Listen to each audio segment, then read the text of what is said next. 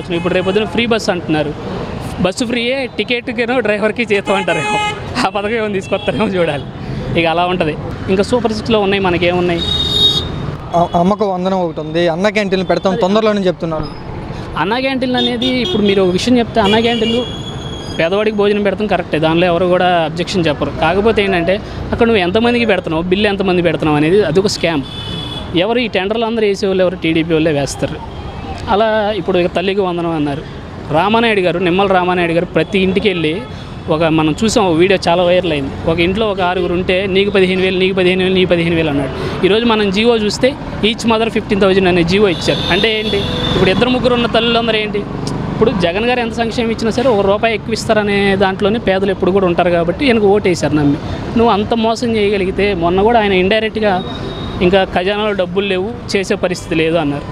ఆయనకి తెలుసు కదా జగన్ గారు అంత సంక్షేమం కరోనాలో టైంలో కూడా చేస్తున్నప్పుడు కూడా ఇంత బ్యాడ్ పబ్లిసిటీ ఇస్తూ కూడా ఖజానాలో డబ్బులు లేవని నీకు తెలుసు. మరి ఏ రకంగా ఇన్ని సంక్షేమ పథకాలు ఇచ్చారు? చూస్తున్నారు కదా, మహిళలకు ఉచితంగా ఆర్టీసీ ప్రయాణం అంటారు. దీని మీద అంటే మాకు అది ఇష్టము, కాకపోతే ఆటో వాళ్ళకి ఇబ్బంది కలగకూడదు. ఎందుకంటే మా వరకు చూసుకుంటే అది బెస్ట్. కానీ ఆటో మీద ఆధారపడే వాళ్ళు చాలామంది ఉన్నారు కదా, చాలా ఫ్యామిలీస్ ఉన్నాయి కదా, అందుకని వాళ్ళకి న్యాయం జరిగేటట్టు కూడా చూడాలనుకుంటున్నాము.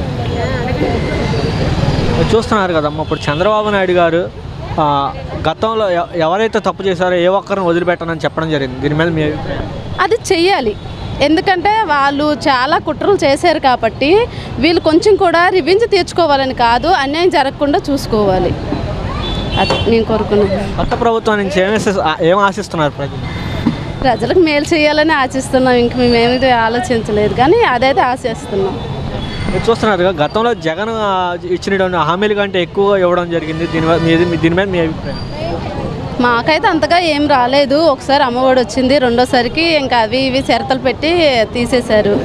మాకే కాదు, చాలా వరకు వాళ్ళు తీసేశారు కాబట్టి వాళ్ళకి ఛాన్స్ ఇవ్వలేదు. నెక్స్ట్ చంద్రబాబు నాయుడుకి ఇచ్చాము. అందుకనే పవన్ కళ్యాణ్ గారు కావాలనుకున్నాము, చంద్రబాబు నాయుడు గెలిపించాము. దేవుడు ఆయన గెలిస్తే మేము మెట్లు పూజ చేపిస్తామని మొక్కుకున్నాము. రేపు ఎల్లుండి వెళ్ళి తీర్చుకుంటాం కూడా. ఆర్టీసీ ప్రయాణం అంటారు కదా, ఆయన వచ్చినా ఈ ఆటో ప్రయాణాలు తప్పు. మేము ఆటో ఎక్కుతాం తప్పు. బస్సులు ఎప్పుడుకో వస్తాయి, ఆటోలు అనుకో అందుబాటులో ఉంటాయి అంతే. ఇప్పుడు ఆయన వచ్చినా మాకు తెప్పులు తప్పు, ఎవరు వచ్చినా మా పనులు మాయే కదా. కొత్త ప్రభుత్వం నుంచి ఏం ఆశిస్తున్నారు జనాలు? ఏం ఆశించలేదు. మాకైతే ఎప్పుడులాగా బతకటమే మేము. ఎప్పుడులాగా సంచులు పట్టుకొని వ్యాపారాలు మా బతుకులు మాయే. ఏ ప్రభుత్వం వచ్చినా మా బతుకులు మాయే. లేని వాళ్ళకి ఇళ్ళు అని ఏంటి ఎలాంటి ఏ పార్టీ వచ్చినా సమకూర్చరు. అది భ్రమ, అంతా జనాల భ్రమ అంతే. మహిళలకి ఉచితంగా ఆర్టీసీ ప్రయాణం అంటున్నాడు. దీని మీద దానివల్ల అది చంద్రబాబు నాయుడు గారు ఆలోచించాలి, కొద్దిగా మా గురించి కూడా ఆలోచించాలి ఆయన. ఎందుకంటే ఇప్పుడు మరి మేము బతికేది ఆటోల మీదే. మరి మా ఆటో వాళ్ళందరికీ మరి ఏ న్యాయం చేస్తారో మరి తెలియదు. మాకు మరి తగిన న్యాయం చేస్తారని మేము అనుకుంటున్నాం. అది విశాఖ కర్నూలు కూడా అభివృద్ధి చేస్తారని చేస్తారు. నా చంద్రబాబు నాయుడు గారు అనుకున్నారంటే అది మాకు ఖచ్చితంగా చేసి తీరుతారు, అది వాస్తవం. మహిళలకు ఉచితంగా ఆర్టీసీ ప్రయాణం ఇవ్వాలన్నా. ఇప్పుడు ఏది తెలంగాణలో ఇవ్వలేదు, ఇవ్వాలి. అలాగని అదే పని మీద ఉండకూడదు. లేడీస్ కూడా అబద్ధాలకు ఫ్రీ అనగానే అటు వెళ్ళిపోవాలి, వెళ్తారు వాళ్ళు కూడా వెళ్ళాలి, తప్పదు. మరి చంద్రబాబు నాయుడు వచ్చారు, ఇప్పుడు వచ్చిద్ది ఇంకా మొత్తం 100 ఏళ్ళు ముందుకు వెళ్ళిద్ది. ఇంకా విజయవాడలో మెట్రో అప్పుడు 5 ఏళ్ళ ముందు చెప్పారు మెట్రో అని, అది కూడా చంద్రబాబు నాయుడు గారు చేస్తారు కంపల్సరీ. ఉద్యోగాలు మాకు ఫీజు రీమేన్స్ కూడా ఇప్పిస్తారు. డైరెక్ట్ తప్పు చేసిన వారిని ఏ ఒక్కరిని వదిలిపెట్టనని చెప్పంటున్నారు కదా చంద్రబాబు. వదలరు అన్న, వదలరు. ఇప్పుడు జగన్ గారు తప్పు చేశారు లేదు మనకు తెలియదు, కాకపోతే డెవలప్ అవ్వలేదు అంతే. జగన్ గారు చంద్రబాబు నాయుడు ఎందుకు వెళ్తారన్న, వదలరు. ఉచితంగా ఆర్టీసీ ప్రయాణం అంటున్నాడు. ఉచితంగా ఆర్టీసీ ప్రయాణం అవును మహిళలకు. మరి మాలాంటి వాళ్ళకి ఏది చేయాలి కదా, పింఛన్ గింజలు ఏది ఏర్పడితే చెప్పుకుంటాం. ఆయనకి అసలు మేము వీరాభిమానులు రామారావు దగ్గర నుంచి ఉన్నాం ఆయనకి. అప్పుడు అంత పేద పిల్లలు నా దేవుళ్ళు అన్నారు, అలా పరిపాలన సాగించారు, అంత బాగానే ఉంది. ఇప్పటివరకు ఇక్కడ వచ్చేయన్నీ మా అలాగే మంచి రోజులు కావాలని కోరుకున్నాం.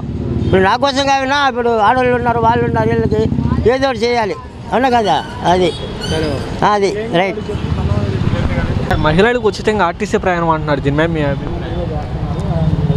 ఆటోళ్ళకి ఉచిత ప్రయాణం అంటే మేము కేవలం ఆటో డ్రైవర్లం ఏంటి, దానివల్ల ఏంటంటే వాళ్ళ అభిప్రాయం ఎలా ఉందో మనకైతే తెలియదు. కానీ ఇప్పుడే ఆల్రెడీ ఆర్టీసీ బస్సులు పాతవి అయిపోయినాయి. అనుకున్నంతగా ఆర్టీసీ బస్సులు లేవు. కొత్తగా ఏమన్నా 1000-2000 బస్సులు కొంటే అప్పుడు పెడతానికి కొంచెం అవకాశం ఉంటుంది, ప్రజలకు కూడా బాగుంటుంది.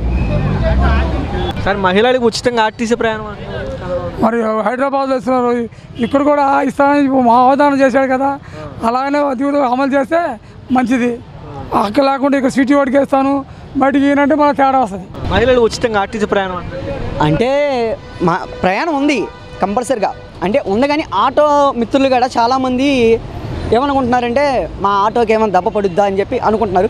టైమింగ్ పెడతారు, 7కి వచ్చేసరికి ఒక ఆటో బస్సు మధ్యాహ్నం 12కి, అంటే కాలేజీ టైంలో ఇలాగా అలా పెడతారు. అది వాళ్ళు మాట్లాడుతూ చంద్రబాబు నాయుడు గారు తప్పు చేసిన ఏ ఒక్కరిని వదిలిపెట్టాలని చెప్పడం జరిగింది. తప్పు చేసిన వ్యక్తులు అంటే చాలామంది ఉన్నారండి. ఎందుకంటే కేవలం తప్పు చేసింది ఎవరు మీకు తెలుసు, అంటే మీకు తెలుసు మనం తప్పు చేసాం. చాలామంది తప్పు చేశారు, తప్పు చేయకుండా ఎవరు లేరు, చాలామంది తప్పు చేశారు. అచ్చెన్నాయుడు గారికి పాపం ఆయనకి ఫైల్స్ వచ్చినప్పుడు ఎలా తీసుకెళ్లారు, ఆయన హాస్పిటల్కి వెళ్తుంటే ఎలా అచ్చెన్నాయుడు గారిని, కేవలం మీకు తెలుసు కదండి. మహిళలకు ఉచితంగా ఆర్టీసీ ప్రయాణం అది పెట్టడం వల్ల మంచిదే సార్. కొన్ని ఆటోలు కూడా చూడాలి కదా ఈ గవర్నమెంట్, వాళ్ళ బాధలు కూడా చూడాలిగా. ఇప్పుడు అందరూ నష్టపోకూడదు, ఇప్పుడు ఇటు న్యాయం జరగాలి, అటు న్యాయం జరగాలి. ఇప్పుడు ఓటేసినందుకే ప్రజలందరికీ దారి చూపెట్టాలిగా. మరి మహిళలు ఉచిత ప్రయాణం అంటున్నారు, బస్సు ప్రయాణం ఆ ఉచిత ప్రయాణం అనేది పెడితే మంచిదే. కొన్ని చెప్తారు కానీ అవన్నీ జరగాలి కదా. ఇప్పుడు ఆల్రెడీ తెలంగాణ పెడుతున్నారు, మనకు పెడితే బాగానే ఉంటుంది. మరి తర్వాత ఫ్యూచర్ చూడాలి ఏమవుతుందో మరి చంద్రబాబు గురించి. విశాఖనే కర్నూలు అభివృద్ధి చేస్తామని చెప్పాము. కర్నూలు ఆల్రెడీ రాజధాని అమరావతి అని చెప్తున్నారు కదా, ఎప్పటి నుంచో చంద్రబాబు అదొకటి పట్టు మీద ఉన్నారు కదా. మన ప్రతి ఒక్క హోదా ఇస్తే చేయొచ్చు, తప్పేముంది. ఏదైనా అభివృద్ధినే కదండి. కర్నూలు అయినా మన చరిత్ర మంచిదే కదండి, ప్రజలకే మంచి చేస్తే మంచిగా ఉంటుంది ప్రభుత్వం. కొత్త ప్రభుత్వం నుంచి ప్రజలు ఏం కోరుకుంటారు? అదే ప్రభుత్వం హామీ ఇచ్చారు కదండి, అమ్మఒడి అని, మహిళలకు 1500 అని, అవన్నీ చేస్తే బాగానే ఉంటుంది. ఇప్పుడు ఉన్న హామీ చేస్తే ఇంకా ఈయనే కంటిన్యూ అవుతాడు, లేదనుకో ఇంకా జగన్ ఎలా తోసారు అలాగే తోస్తారు జనాలు. చెప్పేది ఒకటి చేస్తుంది ఒకటి, ఎవరిని ఉంచారు కదా ప్రజలేం పిచ్చివాళ్ళు కాదు కదండి. సార్ ఉచితంగా ఆర్టీసీ ప్రయాణం అంటున్నారు, దీని మీద చేయని తెలంగాణ అట్టగొట్టుకున్నారు, ముందు అట్టగొట్టుకుంటారు, తర్వాత వాళ్ళే ప్రయాణం చేస్తారు అంతే.